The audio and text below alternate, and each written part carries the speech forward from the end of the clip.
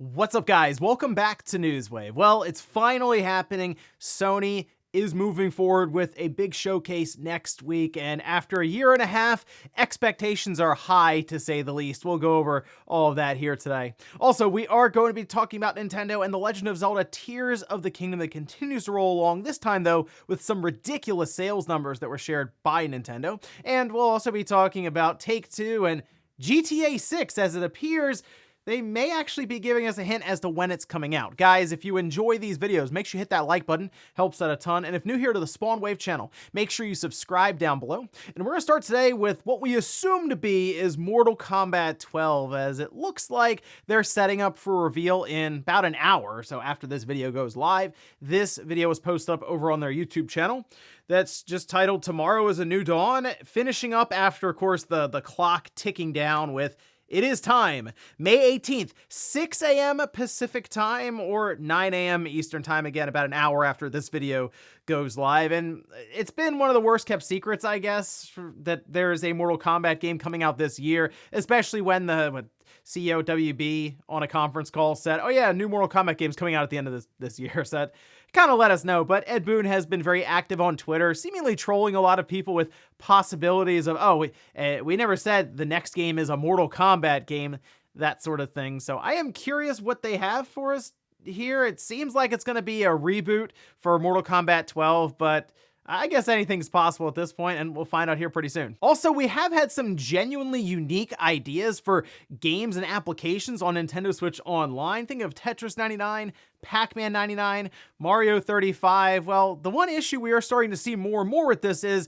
some of these games are just getting outright discontinued and even delisted. Happened with Mario 35, and now it's happening with Pac-Man, which we can see this posted up. This is over on Pacman.com. Nintendo also shared this over on their Twitter account, saying Pac-Man 99, which is currently available as a benefit for Nintendo Switch Online members, will soon be discontinued. Distribution of the main game and sales for each DLC will end accordingly. We have some of the end date schedules here, with August 8th, 2023 being marked as discontinued content for paid custom themes, September 8th, discontinued content for the deluxe pack and the mode unlocked, and then October 8th, discontinuation of online services for the main game and distribution of main game and free custom themes. Now, after the online services are discontinued, you can still play the offline stuff, so CPU battle, blind time attack, score attack, but it's still a shame because, again, this is a very unique idea with a Pac-Man Battle Royale mode with 99 players, and now it's going to be kind of a thing of the past.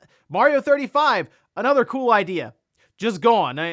We just have memories of it at this point. So I guess Tetris 99 is up next to be discontinued. It does seem weird, as these were just added benefits, and I do wonder how much it actually costs to keep them running. But Nintendo with Mario 35 said it's just a limited time celebration thing. Not really sure what the explanation would necessarily be behind Pac-Man 99, but there you go. If you want to check it out, you should do that soon before it's gone for good. Oh, and here's a random announcement. In fact, it's so random, I'm talking about Dead by Daylight on the show, which, take a look at this trailer. This was posted up with Nicolas Cage apparently heading to the game. It's a teaser. They say on July 5th, look out for more details about Nicolas Cage's arrival in the fog. I know they've had like guest characters and stuff, but it's at least fallen in line, I feel like, with kind of the horror theme of the game. Nicolas Cage, is that just playing into like an online meme or something? That's all I can assume here. Or they're just kind of having fun with things for the game. But hey, if you're into Dead by Daylight, I'm sure this caught you off guard a bit, but probably pretty excited to see what Nicolas Cage would be like in this game. So look out for more information, I guess, in July. And guys, with some of the quick news out of the way, let's get into the bigger stuff. Let's start right away with Sony's major update for PlayStation. That is, there is a massive showcase that's set up for next week. And it's been a while. People have been wondering when the showcase would happen, since the last one, or major showcase, not necessarily a smaller state of plays, but the big time showcases, big time events where Sony shows up with their first party studios and kind of gives an outlook for the next couple of years even for the PlayStation brand. Well, that was with Spider-Man 2's reveal. That was, what, 2021? It's been over a year and a half since the last major show, but now it looks like we're about a week away. We can see this post up over on a PlayStation blog, where they say, join us Wednesday, May 24th, 2023, 1 p.m. Pacific or 4 p.m.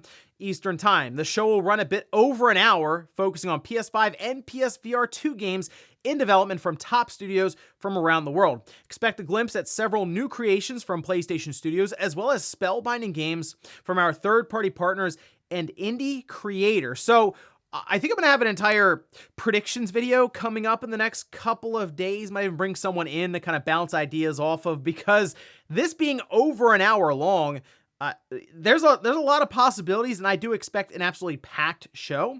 PS5, PSVR 2, hey, no mention of PS4, so I guess good there for people who weren't exactly thrilled about the lengthened cross-generation period. But the PSVR 2 games, I think, are critical here, because it's kind of gone pretty quiet on the VR side for Sony, and the way you reinvigorate that is showing off some awesome titles. Half-Life Alyx has been brought up a lot, and wow, that'd be cool to see.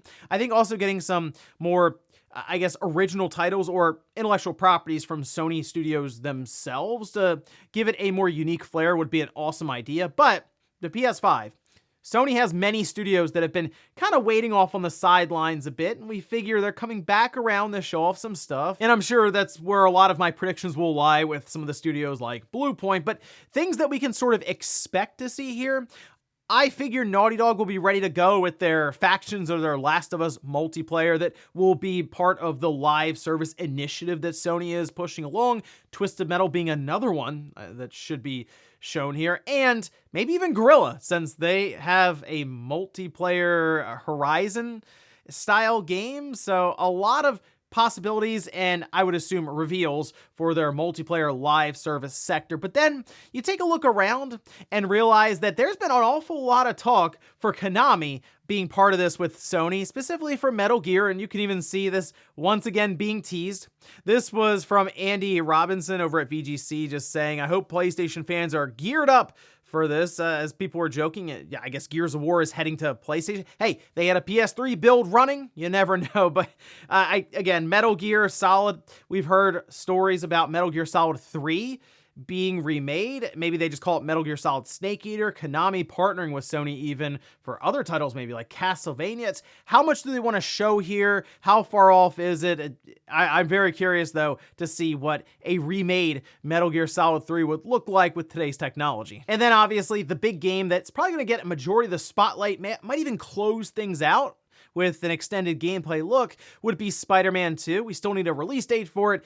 It is coming out this year, and they've doubled down on that with investors, and clearly it's going to be their big-time first-party holiday release, and still a lot of questions around that one, as all we have now is a CGI trailer at the last showcase. So again, a lot of expectations here, because there are many studios from Sony that should be ready to show something. Maybe not even coming out like this year or next year, but as we've seen with Sony, they like to set up larger time periods for a PlayStation platform at once. So we might see stuff for the next 3 years or so. And again, I'll have some sort of predictions video put together, because there is a lot to go over here with what Sony could do next week. Next up, let's talk about The Legend of Zelda Tears of the Kingdom. That's no short supply when it comes to perfect scores online, which it actually did something that only, I think, 6 other games have done after those Famitsu review scores dropped yesterday. But something else happened, and this has to do with the sales for the newest title in the Legend of Zelda franchise, which we can see this posted up by Nintendo of America, who says The Legend of Zelda Tears of the Kingdom has sold over 10 million copies worldwide in its first 3 days, becoming the fastest selling game in the history of the Legend of Zelda series, thanks to those already enjoying Link's latest adventure. So, interestingly enough, this is right there with Pokemon Scarlet and Violet. I believe they also sold 10 million copies in their first couple of days. They didn't necessarily go out and say, hey, this is the fastest selling game in Nintendo history in this tweet. They also had a press release, however, this over on Nintendo's Japan website, saying the same thing, but going in a bit more detail when it comes to Japan sales, saying 2.24 million units have been sold domestically in the first 3 days after its release, which would lead me to believe that in North America, it did sell more than Pokemon Scarlet and Violet. And the thing that's more impressive either way, I mean, let's say it came up a couple 100,000 units shy, it would still be more impressive because Scarlet and Violet are 2 different versions of the same game. So there are people buying it twice, you just need one copy of Tears of the Kingdom, even though I'm sure some people bought multiples with the collector's edition and all of this. That's incredibly impressive, though, for a single SKU. 10 million copies in 3 days, which clearly shows that it is the fastest selling game in the Legend of Zelda franchise, which I think most people were expecting that with a lot of the hype building up. And then once those review scores dropped, it was over, right? People were going to be rushing out, picking this game up and seeing what it was all about, especially with coming in at a 96, 97 on Metacritic. But it goes a bit further when it comes to review scores and history, as we can see this posted by VGC, who says Zelda Tears of the Kingdom is only the 6th game in 30 years to get both a Famitsu 40 and an Edge 10. So a perfect score with Famitsu, perfect score in Edge, and they even listed the titles here that have the same review scores there. Ocarina of Time, Bayonetta, The Legend of Zelda Skyward Sword, Grand Theft Auto 5, Breath of the Wild, and then Tears of the Kingdom. So pretty good company, basically just a bunch of Zelda games there. And I guess at this point, the question is, will it outsell Breath of the Wild? Well, Breath of the Wild saw its own spike in sales. You can see it on this eShop jumping up into the top 3 behind like Tears of the Kingdom at number 1. So I do kind of think now, looking at this, that Tears of the Kingdom could run down Breath of the Wild and end up passing it in sales, especially since Tears of the Kingdom will probably have a fairly long tail going into the next generation system that I really hope there's either another version of this game or a patch take advantage of that newer hardware, because that is the biggest issue that I'm having with this game now, especially as I'm getting later on in it with some of these other bosses and areas. The frame rate does struggle when a lot of stuff is happening on screen, and it actually affected me in one of those boss battles. So crossing my fingers for a new Switch or hybrid system that can do 1080p, 60, and then maybe even upscaled, we'll say, to 4K to match the larger TV resolution. But I mean, hey, out of the gate, impressive stuff here for The Legend of Zelda Tears game. Impressive stuff for just the Legend of Zelda series, because up until Breath of the Wild, we didn't see these kind of sales. So the Zelda series is certainly trending upwards. Next up, let's talk about some disappointing news for Overwatch 2 fans, or just Overwatch fans in general, because the transition from Overwatch 1 to Overwatch 2 was a very weird situation, because as they were kind of explaining it, it felt like they didn't necessarily want to make Overwatch 2, but they felt the need to do it. And they had talked quite a bit about a PvE hero mode, and that seemed to be the thing that was really going to separate Overwatch 1 from 2.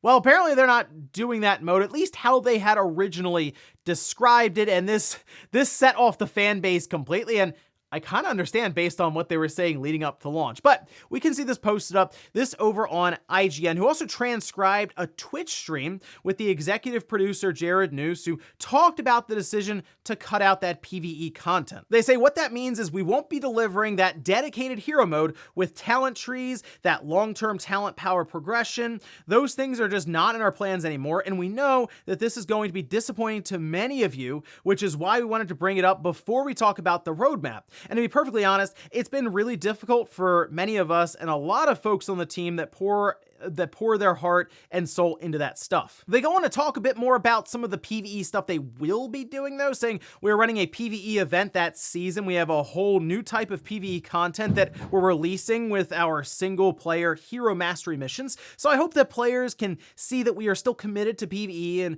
we are doing more with the story than we've ever done before. We're just doing it in a different way than what we originally talked about. So to be completely honest, I'm just not into Overwatch at all. I checked out Overwatch 2 a bit when it launched, but it just wasn't a game that I got into. However, I do look at this and say, wow, they really presented something completely different, especially for the need to go to Overwatch 2 from Overwatch 1, and have just completely reversed course on it. And I get why, if you're a fan of Overwatch 2, you're just standing here looking around like, what is going on right now? I thought we were having this PvE hero mode. So I want to pose the question, especially to Overwatch 2 fans out there, if you're playing it currently, or really maybe have stepped away from it now looking back at what they've announced here.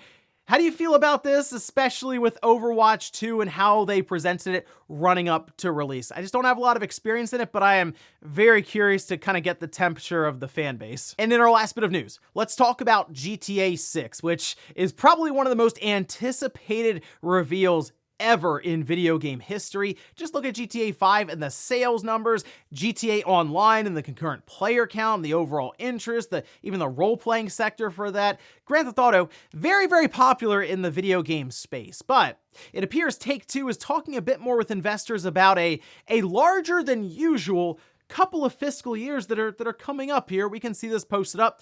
This is over on IGN with the release from Take-Two, saying, looking ahead, fiscal 2025 is a highly anticipated year for our company. For the last several years, we have been preparing our business to release an incredibly robust pipeline of projects that we believe will take our company to even greater levels of success. In fiscal 2025, we expect to enter this new era by launching several groundbreaking titles that we believe will set new standards in our industry and enable us to achieve over $8 billion in net bookings and over $1 billion in adjusted unrestricted operating cash flow. We expect to sustain this momentum by delivering even higher levels of operating results in fiscal 2026 and beyond. Just for context, their net bookings this past fiscal year, which was a record annual high, was $5.3 billion. So they're expecting to do an additional 60% over their record annual high. Fiscal 2025, by the way, starts April 2024. So less than a year from now, somewhere in that time period from April 2024 to March 2025, they're expecting something massive to happen. What do you think that could be? It's probably GTA 6 and holiday 2024. Seems like it makes a ton of sense, and they could do that reveal then at any time and have this big push for about a year with a ton of hype building up. And also, they're mentioning the following fiscal year. What do you think could keep momentum for Grand Theft Auto going into the next fiscal year that could even make it more successful? Is it possible that they're talking about GTA Online, or at least the next iteration of it? That's something I assume would launch right alongside of GTA 6, or maybe it comes a little later on. They get the full single-player GTA 6 experience out there, and then months or maybe in the following year, GTA Online, whatever they decide calling it, it launches, and that has, of course, the shark cards, or maybe they'll call that something different, microtransactions that will continue to bring in tons and tons of revenue, and I'm sure they have all kinds of ideas for that side of things. But yeah, kind of sounds like we are getting closer and closer to that GTA 6 reveal.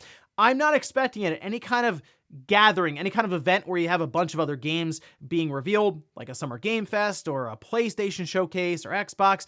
I think Take-Two, they're just going to do it on their own when they're ready, because GTA 6 is that big. They can say, hey, show up next week, we're going to show you GTA 6. And the entire internet will be there. So I just keep an eye on Take-Two. I feel like they're getting ready to move here soon with the next big release for Grand Theft Auto. And before we go to the comment of the day, we're going to take a look at the poll that I posted up yesterday, where I ask, which of these studios from Sony are you most interested in hearing from in the showcase next week?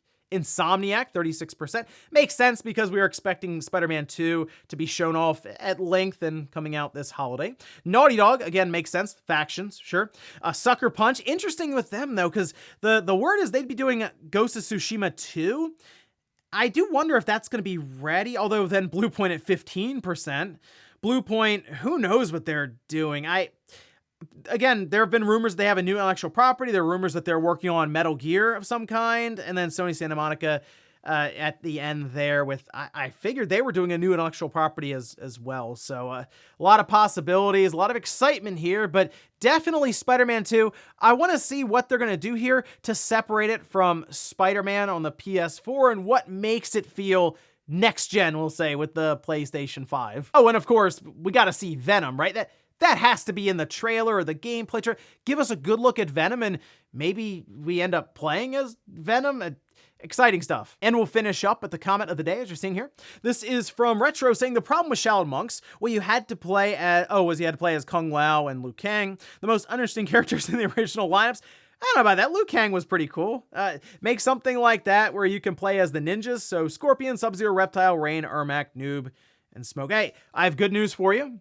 People, of course, look at Shaolin Monks because Liu Kang and Kung Lao are on the front cover. There are unlockable characters in that game. You can play as Sub-Zero and Scorpion. I believe Johnny Cage. I think there might have been another one in there as well. But yeah, you can play through it completely a co-op as Sub-Zero and Scorpion. You know what the best part is? They had something called cheat codes back then. It's like the experience boosters where you use your credit card, but you put in a combination of buttons right there at the home screen, the menu system, and you get to just play as them. But I understand there are a lot of people, obviously, who played the game and didn't necessarily unlock Scorpion, Sub-Zero, Johnny Cage, or any of that. But yeah, there were other playable characters, and, you know, Kung Lao and Liu Kang, they were still really fun to play through that game, and I think we are due for a remaster. I don't know if they'll go full remake, but definitely at least a remaster of Shaolin Monks. Come on, NetherRealm. And ladies and gentlemen, that's going to do it here for Newswave. If you enjoyed this video, guys, hit that like button. If not, hit the dislike. Leave comments down below about everything we talked about here today. Where's PlayStation Showcase scheduled for next week? What would you like to see there? And then also, what about The Legend of Zelda Tears of the Kingdom already hitting 10 million units sold in its first 3 days on the market? And then GTA 6, do you think we are due for a reveal soon? And could we really see it released next holiday? Thanks guys for watching, and I'll see you next time.